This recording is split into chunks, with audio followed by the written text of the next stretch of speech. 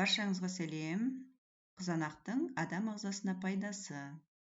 Бейнебаянымызды тамашаламас бұрын арнамызды қолдап, лайк басып, қоңыраушаны белгілеп тіркеле кетіңіз.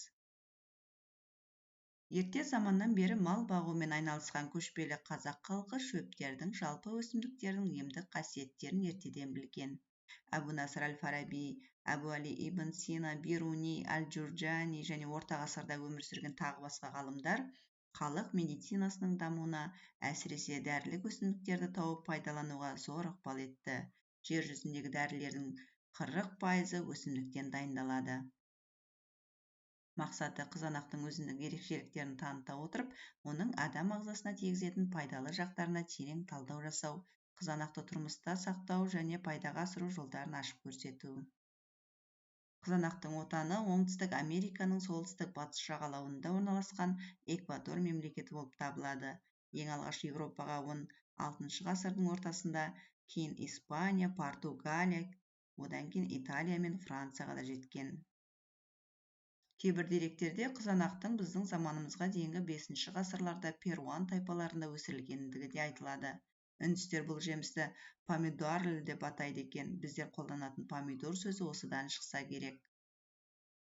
Айтпақшы, ең қызығы, француздықтарда қызанақты махаббат алмасы деген мағына беретін pomme d'amour деп атайды екен. Осындай романтикалық атауға ие болған көкөніс Еуропада бастапқы кезде тек сәндік өсімдік ретінде өсірілген. Ал оның жемісін улы деп саналып келген. Германияда қызанақ терезе алдындағы тақтайларды, Францияда күркелерді сәндеу үшін қолданылса, Англия мен Ресейде сирек ұшырасатын гүлдердің қатарында өсірілген екен. Қалай болғанда да қызанақтардың бүгінде әлем халықтарының сүйіп жейтін сүйкімді жемістерінің бірі екендігіне дауымыз жоқ. Валенсияға жақын кішкене испан қалашығы Бунуль жыл сайын тамыз айының соңғы сәрсенбісінде қызанақты өлермен шайқас Ля Томатинаның орнына айналады. Осылай созылмалы феста аптасы аяқталады. Шайқас алдындағы түні қызанақтары бар жүк машиналарының дайындығы жүреді. Олар келесі күні шамамен азанғы сағат 11-де қалашықтың негізгі алаңына шығады. Мерекенің жүргізушілері 2 сағаттық қанды шайқасты бастайды.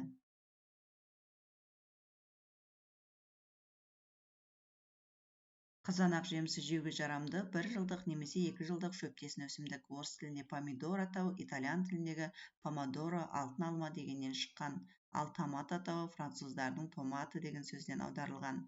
Отаны оңтүстік Америка, бұл жерде қызанақтың жабайы және жартылай мәдени түрін кездестіруге болады. Түрінің көптігімен, дәмімен және диеталық қасиеттерімен танымал. Жемісі өте шырынды, түріне қарай домалақ, сопақ, майда, ірі болады. Түсі ашық күлгінен қою, қызылға дейін болып келеді және сары түстілер де кездеседі. Қызанақты жеміске де көкөніске де жатқыза береді. Өйткені 1893 жылы ақш жоғарғы соты қызанақты көкөніс деп қабылдаса, 2001 жылы еуропалықтар оны жеміс деп шешті. Біздің елде қызанақ көкөніс деп саналады. Қызанақ жылу сүйгіш өсімдік, оның өсуі үшін оңтайлы температура, күндіз 20-25 градус, түнде 12-15 градус. Температура 15 градустан төмендесе қызанақ гүлдемейді, 10 градуста өсуін тоқтатады, ал 1,5 градуста опат болады. Сонымен бірге ол үшін өте жоғары температурада зиянды. Температура 33 градусқа жеткенде өсімдік өсуін баяулатады, ал 35 градус болғанда фотосинтез тоқтатылады. Егер осы кезде ауаның салыстырмалы ылғалдылығы төмендесе, онда түйіні түсе бастайды. 25-30 градус Цельсийде топырақтың орташа ылғалдылығында өскін 5-6 тәулікте пайда болады. Қазақстанның әр аймақтарында қызанақтың әр мезгілде пісетін бірнеше сұрыптары бар. Ерте пісетін сұрыптары белый налив 241, ранний 80, ақтөбелік 85, Глория тағы басқа сорттары Батыс Қазақстан, Қостанай, Шығыс Қазақстан, Қарағанды, Павлодар тағы басқа облыстарда аудандастырылған. Қызанақ сұрыптары өсу даму кезеңдерінің ұзақтығы бойынша тез пісетіндер, орташа мерзімде пісетіндер және кеш пісетіндер болып бөлінеді. Қазақстанның солтүстігінде аязсыз кезеңнің қысқалығына байланысты тек тез пісетін және жекелеген жағдайларда орташа мерзімде пісетін сұрыптар өсіріледі. Ашық жерде арналған сұрыптар ламантин, шеди леди, тарпан, платинум, жабық грунтқа арналған Шиннон, Аксиома, Валдай, Диаграмма, Астона, Аксай, Грифон, Менхир, өңдеуге және консерва жасауға арналған классик, солероса, вулкан, инкас, дональд деген сорттары бар. Қызанақтың адам ағзасына пайдасы. Қызанақты сүйіп жеуін жейміз-ау, бірақ не үшін жейміз? Ендеше махаббат алмасының денсаулыққа қандай пайдасы бар екендігін де біле жүріңіз. 1811 жылы ботаникалық сөздікте томат улы өсімдік болып есептелсе де, оны Италияда бұрышпен, сарымсақ және маймен қосып жейді. Ал Португалия мен Богемияда одан ерекше қышқыл дәм бар соус дайындалады. Қызанақ иммунитетті көтереді. Қызанақ пен бал қоспасының денсаулыққа пайдасы мол. Ара шаққанда, дене күйіп қалған кезде де сол жерге қызанақты екіге бөліп басудың пайдасы зор. Себебі қызанақ ара уын денеге жаймайды және күйіктің ыстығын алады. Оған қоса ол теріні күн сәулелерінің зиянынан қорғайды. Қызанақ асқазан мен ішектің сөл бөлу қызметі нашарлаған асқазан ішек жолдары сырқаттары кезінде аса пайдалы. Ас қорытуды жақсартады. Іштің қатуымен қатар жүретін ішек қызметінің бұзылуы кезінде жеген дұрыс.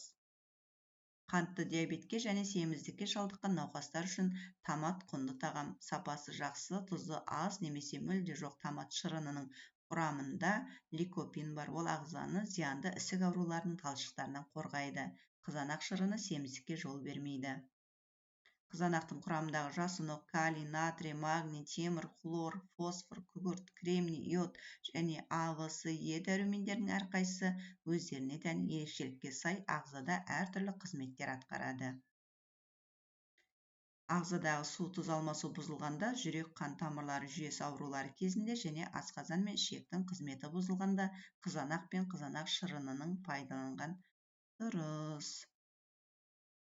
Қызанақ шырыны құрамында крахмал мен концентрантты қант болмаса ең пайдалы әрі құнарлы. Қоспасы жоқ. Сусын құрамында магний, кальций, натрийден бөлек минерал заттар, А, В, С, К, ПП дәрумендері және шырында алма, лимон, қымыздық қышқылы бар. Жазда бұл сусын шөл қандырса, қыс мезгілінде бойдағы температураны бір қалыпта ұстауға ықпал етеді. Шырын жүрек қан тамырлары мен бойдағы қан айналым жұмысын жақсартады. Ағзадағы зиянды қалдықтарды сыртқа шығарады. Тері қабатын жұмсартып, шаш, тырнақ өсіміне тікелей ықпал етеді. Қызанақ шырыны анемия, көз аурулары, жүйке ауруларының алдын алады. Қорытынды. Біз бұл зерттеуімізде қызанақтың біз біле бермейтін көптеген қасиеттерімен таныстық. Адам ағзасына тигізетін орасан зор пайдасы мен емдік қасиеттерін анықтадық. Қызанақтың құрамындағы ликопиндердің көп болуына байланысты пайдалы көкөністер арасындағы рейтингтің алдыңғы орнын қызанақтар алады. Ондағы ликопин ол табиғи күшті антиоксидант болып есептеледі.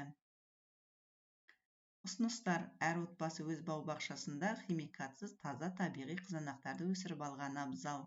Жергілікті жерде қызанақ шырынын дайындайтын өндіріс орындары ашылса екен.